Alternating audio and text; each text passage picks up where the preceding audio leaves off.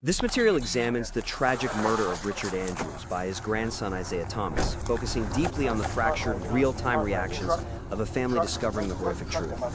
And honestly, the raw, chaotic dialogue captured here is already incredibly strong.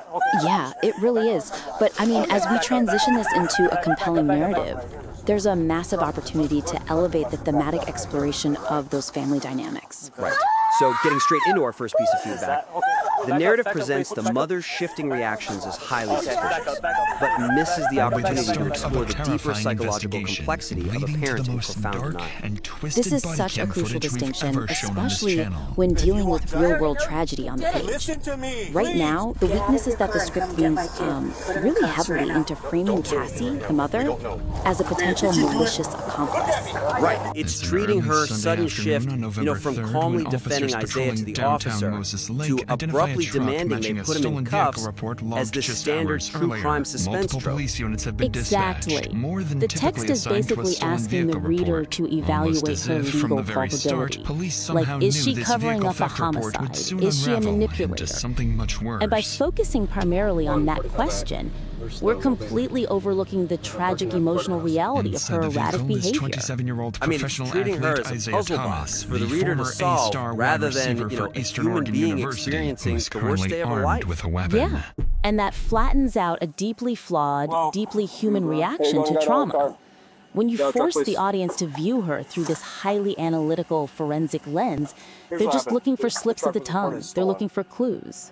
Instead of looking at a psyche tearing itself apart under the weight of an impossible reality. Right. So our suggestion here is to reframe the analysis of Cassie's behavior through the lens of maternal denial, clashing with the horrific, unavoidable realization. We need to analyze why she oscillates so wildly between fiercely protecting her son and suddenly condemning him. Let's give a concrete example of how the author can implement this. Take the scene where Cassie is deliberately downplaying the prior butcher knife incident. She casually mentions to the detectives that Isaiah was just sitting there with the knife. Yeah, and if we cross-reference that with the body cam footage from a week prior, it's a terrifying, highly volatile situation. Exactly. So instead of using Cassie's lie as a clue that she's a co-conspirator, we can frame her sudden demand for his arrest outside as her absolute breaking point. It's not an accidental slip-up from a guilty accomplice. No, it's the exact agonizing moment where her protective maternal delusion finally shatters against the undeniable reality of the tarp in the yard. Parents of severely mentally ill children often build a fortress of denial just to protect their own sanity. But wait, I do want to push back on that slightly. If we strip away the suspense of her being a potential accomplice, don't we lose the primary true crime hook?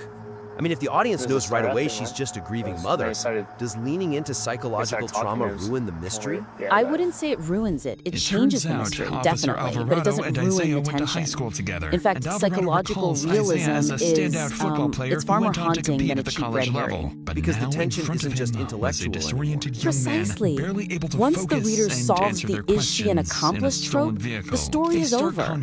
But when you portray a mother desperately lying to herself, and you analyze the mechanics of that self-deception, it creates a much more sophisticated, visceral tension. Yeah, it shifts the audience's engagement from trying to beat the author at a logic puzzle to enduring a really uncomfortable emotional observation, which actually leads us perfectly into our second critique. Oh, about the structure? Right. The script isolates the sisters' perspectives into later, reactionary segments, which diminishes the impact of their deeply held, long-standing fears about Isaiah's culpability. But they're major structural bottlenecks in the current draft. The weakness is how these incredibly intense contrasting viewpoints from the sisters are delivered. You have Kim at the gravesite calling him a psychopath, and Chrissy revealing these prophetic warnings she gave her father weeks ago. But they're buried, right? Structurally, these moments are delivered as retroactive reveals or chaotic dialogue deep into the later scenes. Exactly.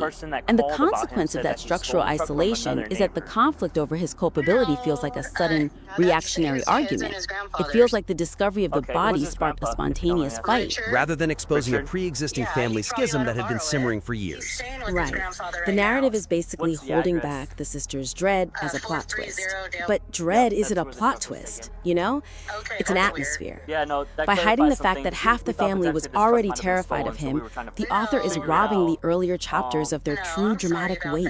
So the suggestion to fix this is to structurally interweave the sisters' historical dread simultaneously with Cassie's real-time minimization. If we lay those two opposing viewpoints side by side early on, we weaponize dramatic irony. Oh, absolutely. It sharpens the contrast between the mother's delusion and the sister's terror. How would you see that looking structurally, just as a concrete example? Well, the writer could lift Chrissy's prior warning, the scene where she's practically begging her father, saying he's going to kill him, and move it to the very front of the script. Place it right alongside Cassie's initial phone call with Officer Alvarado. Oh, wow. Yeah. So in chapter 1, we have Cassie casually explaining away the missing grandfather, brushing off Isaiah's behavior, and then immediately cut to the sisters discussing their absolute certainty that he's a ticking time bomb. Exactly. By juxtaposing those realities from the very first frame, the central family conflict is established before the body's even found. It's kind of like a horror movie. Currently, it's structured like a film where the audience only learns the house is haunted after the ghost attacks. Right, like a cheap jump scare. Exactly. But if we interweave the sisters' dread earlier, we're utilizing that classic Hitchcock bomb theory. We show the audience the ticking bomb under the dining room table, while the mother calmly sits there sipping her tea. You spend the entire first half screaming at the pages. I love that analogy, because when you hide the bomb, the audience's primary emotional reaction just revolves around shock value. The forensic details, the tarp in the yard. But when you show the bomb under the table, you transform that shock into a profound sense of impending, unavoidable tragedy. Because the reader realizes half the family knew the explosion was coming, and the other half actively refused to look under the table. Yes, and suddenly, every ordinary interaction between the mother and Isaiah is dripping with tension. When Cassie makes him breakfast, the reader is terrified because they have the context of the sisters' warnings in their head. The dramatic irony does all the heavy lifting. Which means the author doesn't have to rely on misleading clues. Now, when that bomb finally goes off, we get the inevitable fallout.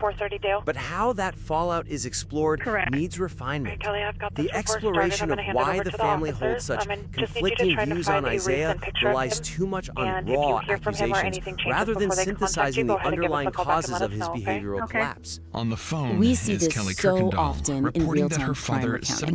The weakness here is that the material vividly presents the contrasting views the sisters see of violent psychopaths. The father sees marijuana-induced psychosis and CTE. The mother sees her struggling first. It captures the volume of the conflict beautifully. The shouting in the driveway, the finger pointing. Right, the sheer chaos. But it fundamentally fails to analyze why these differing lenses exist. It leaves the audience standing in the middle of a sensationalized family screaming match. It's loud and visceral, but without a synthesized perspective, it just lacks narrative meaning. The reader watches people yell without gaining a cohesive understanding of how they process the loss of the person Isaiah used to be. The author is essentially acting as a stenographer here, writing down what everyone says, but not acting as a guide. If you just present raw accusations, the reader instinctually tries to pick a side to figure out who is right.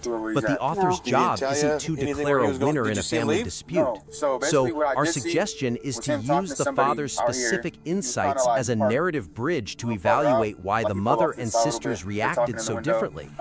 We need to shift the focus from who is right to how grief fractures perspective. We should create a dedicated synthesis section toward the end that explicitly evaluates this divide. Point out that the extended family, Kim and Chrissy, view Isaiah strictly through the lens of a present immediate threat. Right. Their reality is rooted entirely in the current danger.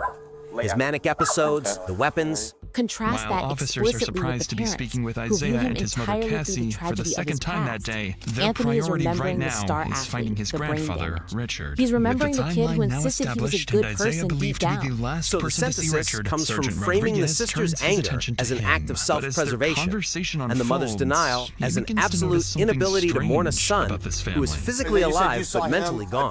Yes, it's the concept of ambiguous loss. It is so much harder to grieve someone who is still walking into your kitchen every morning.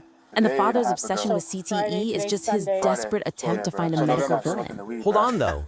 If we lean heavily into analyzing Anthony's theories about brain damage, is there a risk of overstepping? I mean, this is a real murder.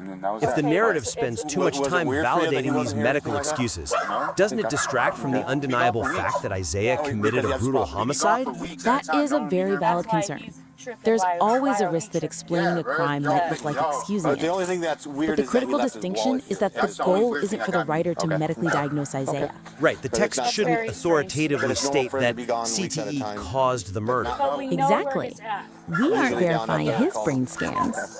The goal is to utilize the family's own stated beliefs to explain their fractured reactions. We are analyzing why his father requires the CTE diagnosis to be true in order to survive the reality of what his son did. So it's the psychological utility of the concerned for her excuse father that in a matters. way the others do Yes. not. That's Highlighting when this Isaiah's threat versus father, tragedy Anthony, dichotomy arrives, where the bringing with sisters him see the breakthrough threat they've and the been waiting parents see for. the tragedy elevates the narrative entirely. It becomes a profound character study of a family tearing itself apart because they are grieving two entirely different realities. It's about how the same event can shatter a group of people in completely incompatible ways, which really encapsulates the overarching theme of this critique. The foundational material here, the raw tension, the body cam footage, it's all riveting.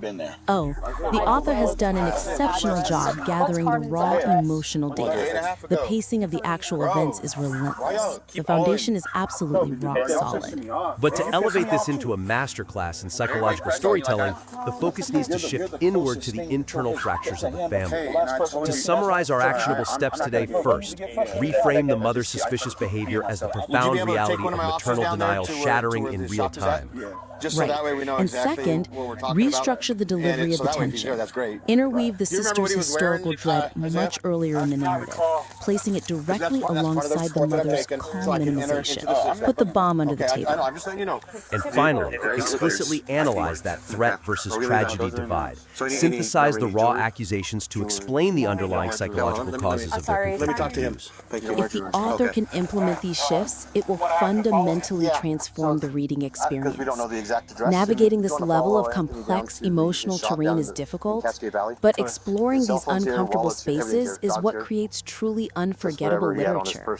We invite you to apply these structural and thematic changes to your manuscript. Anthony It's and no several small other feat to family tackle a members head to the narrative with shop this with the much deputy, emotional while weight, Sergeant and we would Rodriguez stays absolutely behind to love gather it the if you remaining submitted your details. revised As work he does so, or he any takes note future of the family's projects statements back so in far, for another and what critique. stands out Thanks for is listening. Anthony's frustration with Isaiah. It seems like the two of them know something the others don't.